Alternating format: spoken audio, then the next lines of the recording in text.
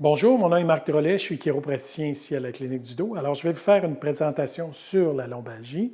Alors, l'agenda est comme suit. On va vous parler de l'épidémiologie, la lombalgie, l'anatomie, la biomécanique vertébrale lombaire, l'arthrose, qui est assez commun et fréquent, et ainsi que l'hernie discale pour ensuite conclure. Alors, l'épidémiologie, on sait que 8 Canadiens sur 10 vont souffrir d'une douleur lombaire. Ça représente environ 15 des consultations et c'est la première cause d'invalidité chez les gens de moins de 45 ans. La prévalence en un mois, on sait qu'il y a 19 à 43 des gens qui vont souffrir d'une douleur dans le bas du dos. Ça veut dire que la prévalence actuelle, c'est 20 des gens ont mal dans le bas du dos et 15 de ces gens-là vont consulter le médecin. C'est la deuxième raison d'absentéisme au travail et c'est la cinquième raison d'hospitalisation. Et dans les régions périphériques, on parle de la troisième cause d'hospitalisation. La lombalgie, qu'est-ce que c'est? C'est une douleur au bas du dos qui prend la 12e côte jusqu'au pli fessier. On peut catégoriser de la façon suivante. On parle de la première à la 6e semaine d'une douleur aiguë. 6 à 12 semaines, on parle d'une douleur subaiguë. Et 12 semaines et plus, maintenant, c'est une douleur qu'on appelle chronique. Les facteurs de risque, évidemment, ils sont multiples. Il y a l'âge avancé, le vieillissement, la flexion répétitive avec les efforts de soulèvement. On sait qu'une flexion répétée d'une façon abusive pendant environ 5 minutes fragilise les ligaments. Les ligaments deviennent beaucoup moins résistants, d'environ 45 %.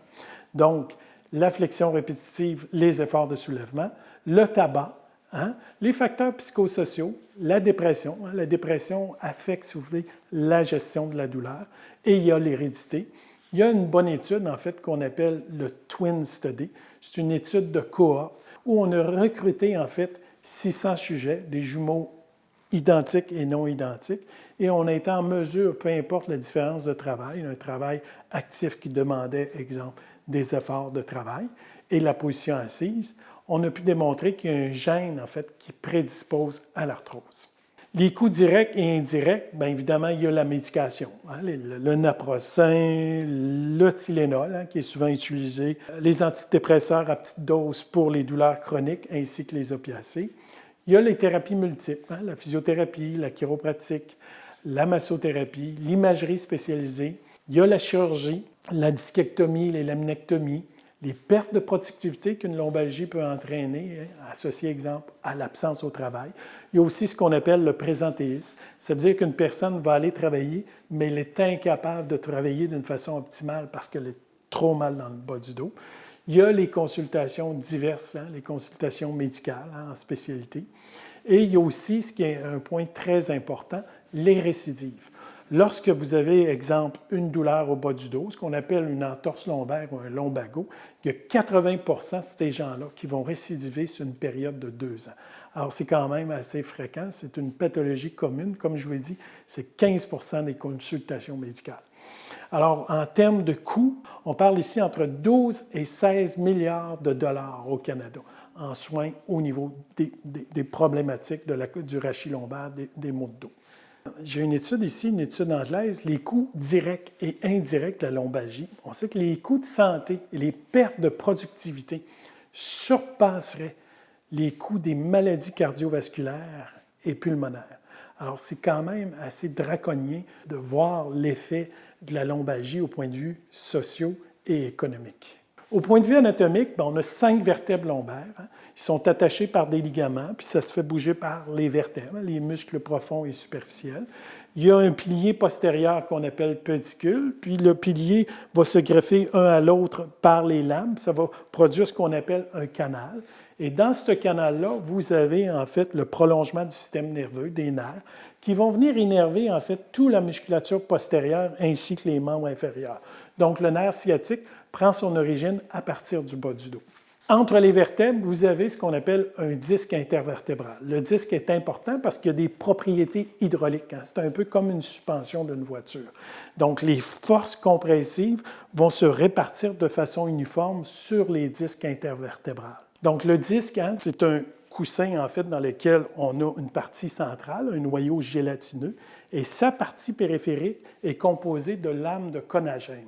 Alors, ce collagène-là permet une bonne distribution des points d'appui sur la colonne vertébrale. Donc, le disque intervertébral, anatomiquement, c'est un ligament. C'est considéré comme un ligament concentrique. Ça supporte des charges compressives, ça doit être très malléable et flexible, puis ça contribue à un quart de la hauteur, en fait, de la colonne vertébrale. Donc, c'est 10 fois plus puissant que le corps vertébral en tant que tel. Au point de vue de la biomécanique, lorsque vous regardez une personne de côté, vous allez visualiser une courbe. Hein? Quand on regarde une colonne vertébrale de côté, on va voir une courbe antérieure, on appelle ça une lordose. Pourquoi qu'on appelle ça une lordose? Bien, cette courbe-là, elle est faite pour supporter le point d'appui. 70 du poids du corps est réparti sur la partie antérieure de la colonne vertébrale et le reste est supporté sur ce qu'on appelle les facettes. Donc, pour bien répartir les points d'appui, on a besoin d'une courbe, un peu comme un pont. Un pont, ce n'est pas fait à angle droit, sinon ça va créer de l'écrasement du flambage. Donc, pour bien répartir les points d'appui, on a besoin d'une courbe antérieure qu'on appelle lordose. Des fois, vous allez voir des gens qui ont une courbe beaucoup plus importante. Bien, cette courbe-là va altérer la biomécanique vertébrale d'une façon cliniquement significative. On en reparlera un petit peu plus tard. Sur cette photo, vous voyez, la partie antérieure va soutenir, en fait, ou le disque va soutenir 70 de la compression et il y a un 30 qui est réparti sur ce qu'on appelle les facettes. Les facettes articulaires, ici, c'est à noter que c'est une articulation synoviale au même type que l'épaule, la hanche et le genou. Donc, souvent, on peut avoir des pathologies inflammatoires comme des formes de spondylite qui vont se manifester sur le trépied postérieur. Alors, une vertèbre, des vertèbres, des unités vertébrales, des segments vertébraux, c'est mobile, ça bouge. Ça fait de la translation et ça fait de la rotation. Vous regardez ici sur la vidéo, on a un mouvement de translation et de rotation. On voit l'angulation postérieure, en fait, de la facette articulaire. Quand on se penche vers l'avant, en fait, les muscles abdominaux sont recrutés. On a environ besoin de 3 à 5 d'activité musculaire pour se pencher vers l'avant. Et lorsqu'on est rendu en fin de mouvement, en flexion, bien, il n'y a plus d'activité musculaire pour stabiliser, en fait, la colonne vertébrale. C'est uniquement du ligament. Du ligament, c'est friable et c'est un des mécanismes d'action dans le développement, en fait, d'une douleur vive, ce qu'on appelle de l'entorse lombaire. Et statistiquement, le matin est le moment plus particulier où les gens sont plus à risque de développer une douleur au bas du dos.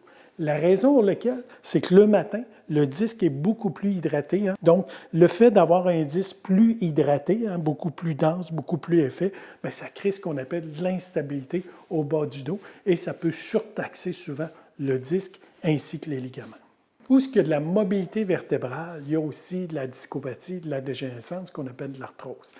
Dans la partie distale de la colonne vertébrale, on a 24 vertèbres au niveau de la colonne.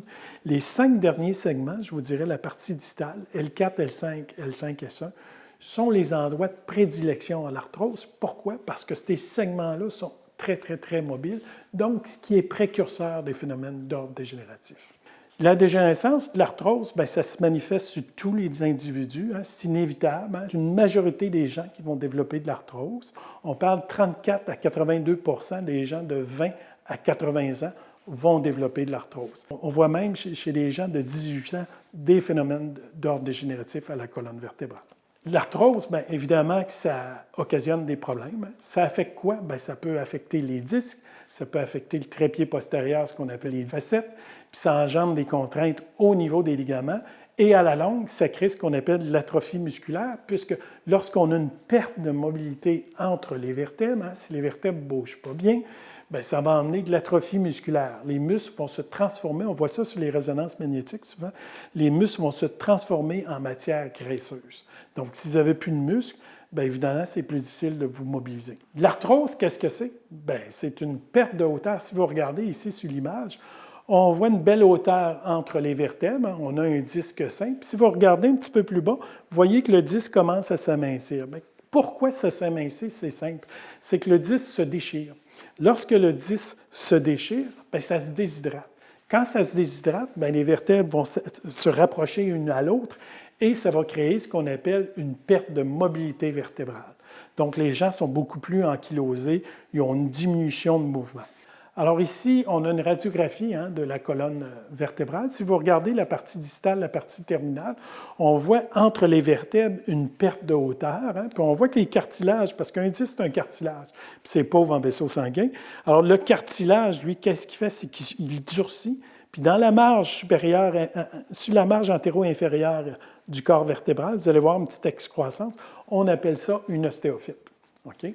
Alors ça va affecter le mouvement des vertèbres en tant que tel. En fait, les complications associées à l'arthrose, la discopathie dégénérative, à l'intérieur, comme si vous regardez ici sur l'image, on a un canal dans lequel passent des racines nerveuses. Et lorsqu'on a de l'arthrose, on a un rétrécissement en fait de ce canal-là, ce qui va affecter en fait les nerfs qui émergent de ces canaux-là, qui viennent innerver toute la musculature postérieure ainsi que les membres inférieurs. Donc, lorsqu'on a un rétrécissement, bien, ça donne la douleur au bas du dos et ça se manifeste dans les membres inférieurs. On appelle ça la claudication neurogénique. Donc, à la marche, les gens vont vous dire qu'ils sont incapables de rester debout longtemps. Et ce qu'ils vont faire, c'est qu'ils vont aller s'asseoir. Ils vont se pencher un petit peu vers l'avant pour rouvrir le canal. Donc, ça leur procure en fait un soulagement immédiat. Lorsque ces gens-là vont aller à l'épicerie, ils vont vous dire que lorsqu'ils prennent un chariot, ils vont être en mesure de marcher longtemps sans nécessairement avoir de symptômes. Alors, on appelle ça le signe du chariot positif et c'est attribuable en fait à de l'arthrose, de la sténose spinale. En fait, c'est le diagnostic qu'on attribue à ces conditions-là. Si vous regardez sur l'image, lorsque la personne elle est droite, bien, ça déclenche là, une douleur vive dans le bas du dos qui va dans les membres inférieurs. Et pour se soulager, si vous regardez ici sur l'image à gauche, les gens vont tenir une légère flexion antérieure du tronc pour ouvrir en fait le canal qui est lésé par les phénomènes d'ordre dégénératif. Une hernie discale, qu'est-ce que c'est? En fait, c'est une déchirure dans la partie périphérique, en fait, postérolatérale ou centrale du disque intervertébral. Si vous regardez la partie antérieure, on voit que cette partie antérieure-là est beaucoup plus dense, le devant ici, du corps vertébraux. On voit que c'est beaucoup plus dense en fibres de collagène. Donc, les hernies discales ne se propagent pas dans la partie antérieure de la colonne vertébrale du disque. Alors, elles se manifestent plus particulièrement dans la zone postérolatérale ou soit dans la zone vraiment là, centrale là, de la partie arrière. Alors, entre les vertèbres, vous savez que les vertèbres ont des propriétés hydrauliques. Le noyau est un matériel visqueux qui est comprimé par les lames de collagène. Donc, c'est ce qui lui apporte ces propriétés hydrauliques-là. Lorsque le disque se déchire, bien, évidemment que ça engendre là, une réaction, en fait, un bombonnement discal. On voit une déchirure dans le compartiment arrière. Donc, on voit que dans la protrusion discale, c'est comme ça qu'on appelle ça. Donc, il y a beaucoup plus là, de matériel visqueux dans la marge périphérique. Et dans l'extrusion, bien, on a un échappement complet là, du contenu là, du disque intervertébral. Ce phénomène-là engendre en fait une réaction inflammatoire importante parce que c'est considéré comme des débris, des débris cellulaires. Donc, ces débris-là engendrent une réaction. Il y a des neurotransmetteurs. En fait, il y a des médiateurs chimiques qui vont s'intégrer pour venir réparer, en fait, cette réaction-là, ce débris cellulaire. Si vous regardez ici, vous voyez un vaisseau sanguin. Ce vaisseau sanguin, c'est de la nouvelle vascularisation, parce que dans la partie périphérique, dans un disque intervertébral, vous n'avez pas de vaisseau sanguin. Par contre, lorsqu'il y a une déchirure, bien, il y a effectivement cette prolifération-là de nouveaux vaisseaux sanguins et ça amène en fait là, une réaction de cicatrisation des tissus. Donc, cette réaction-là, c'est le phénomène douloureux là, que vous allez ressentir souvent. C'est une douleur au bas du dos qui va prendre la cuisse, le mollet et le pied. La manifestation clinique, bien, souvent les gens qui vont souffrir d'une hernie discale, c'est des gens qui font souvent ce qu'on appelle des entorses lombaires. Ils ont des lombagos d'une façon répétitive. Puis souvent, il y a des gens qui vont me dire, bien, moi, je faisais 4 à 6 épisodes de barrage. Je suis barré dans le bas du dos 4 à 5 fois par année d'une façon spontanée, sans événement particulier. Alors, une entorse lombaire, bien, c'est une douleur en bande. C'est une douleur en bande qui irradie jusqu'au pli fessier. C'est une apparition soudaine avec ou sans effort de soulèvement. C'est souvent aggravé à la flexion tronculaire plus de 45 degrés ou soit en extension, ce qu'on appelle une lésion facétaire. C'est typique, comme je vous ai dit, là, du dos barré. Les gens vont présenter à la clinique une posture antalgique, un chiffre lombaire, en fait une déformation là, en forme de baïonnette. Souvent, ces gens-là, ultérieurement, ils vont vous dire, bien, j'ai plus mal dans le bas du dos, mais maintenant, j'ai une douleur qui prend toute la jambe au complet. Pas juste la cuisse, le genou, ça prend le pli fessier, la cuisse, le devant, le mollet et le pied. C'est associé à des engourdissements et la mise en charge sur la jambe est excessivement douloureux.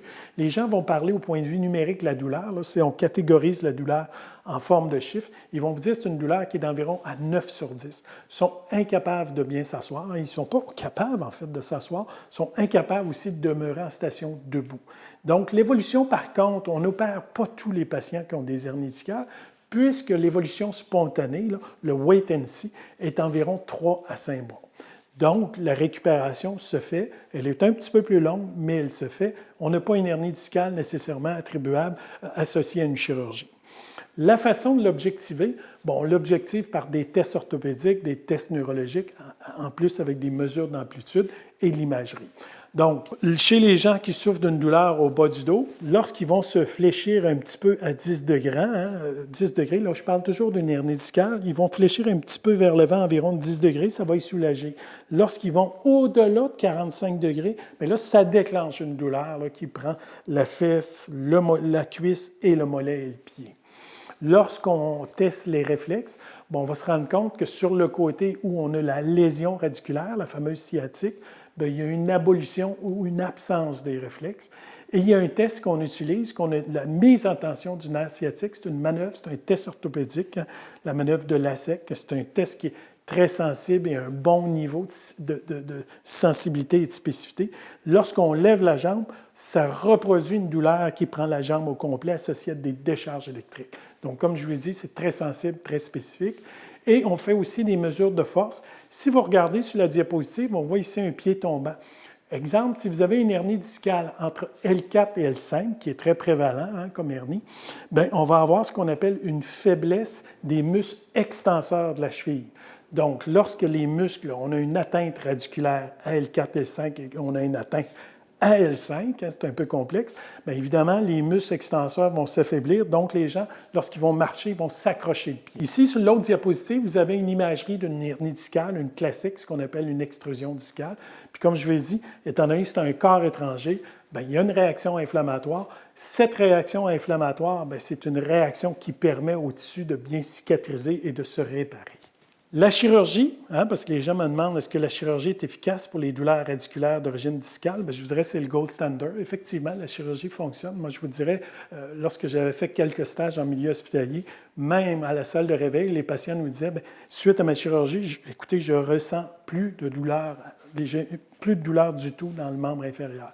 Alors, la chirurgie, elle est efficace pour les douleurs radiculaires. Hein. Les douleurs radiculaires, comme je vous disais au début de la présentation, on n'épère pas systématiquement les gens à la première 6e semaine, hein, parce que le traitement conservateur va fonctionner. Donc, la chirurgie est un gold standard, mais on fait du wait and see, on attend. S'il y a une perte d'urine, perte de sel, une rétention d'urine, on appelle ça un syndrome de la queue de cheval. Hein. Si vous êtes incapable d'avoir une miction urinaire adéquate, bien, on consulte immédiatement à l'urgence parce que c'est une intervention qui doit être faite assez rapidement. Est-ce qu'il existe d'autres interventions avant la chirurgie? Bien, évidemment, ici, j'ai une bonne étude, hein, une étude qu'on appelle Manipulation and Microdiscectomy pour les douleurs radiculaires. C'est une étude aléatoire randomisée où on a recruté en fait 120 patients. C'est des patients qui ont été référés en fait par des omnipraticiens pour une douleur d'origine discale, une douleur qui allait dans le membre inférieur, ce qu'on appelle la fameuse sciatique. C'est des gens qui avaient échoué au traitement médical conventionnel, ce qu'on appelle là, le naproxen, les anti-inflammatoires non stéroïdiens, la physiothérapie, la massothérapie, l'acupuncture. Ces groupes ont été répartis d'une façon aléatoire avec un chiropraticien, la thérapie manuelle conventionnelle, et l'autre groupe était opéré. Et ce qu'on a pu voir comme résultat, c'est que 60% des patients souffrant de douleurs du sciatique, hein, de douleurs radiculaires, dont le traitement médical a échoué, ont bénéficié de la manipulation vertébrale dans la même mesure que s'ils avaient subi une intervention chirurgicale. Alors, les chercheurs ont fait ce qu'on appelle une étude. On voulait savoir, est-ce que les interventions chiropratiques ou la manipulation vertébrale est un effet placebo? Bien, il y a une bonne étude, en fait italienne que j'aime, qui a été publiée dans un journal quand même assez prestigieux, qui s'appelle The Spine Journal. La manipulation chiropratique dans le traitement des douleurs lombaires aiguës et de la douleur radiculaire, ce qu'on appelle la fameuse sciatique d'origine discale. Alors, c'est une étude randomisée, hein? Et ce qu'on a pu démontrer, c'est que la manipulation active a beaucoup plus d'effet qu'une manipulation simulée. Ça veut dire que c'est une intervention qu'on appelle fantôme, où le patient croit recevoir une intervention par rapport, par exemple, à une intervention où on utilise une force à haute vélocité pour mobiliser la structure vertébrale. Donc, la manipulation active démontre une efficacité cliniquement significative. Pour conclure, j'espère que vous avez apprécié cette brève présentation sur les douleurs lombaires, attribuables à l'hernie discale et l'arthrose lombaire. Donc, si vous voulez obtenir plus d'informations, vous avez les coordonnées. Je me déplace pour vous donner une conférence. Alors, je vous remercie encore une fois.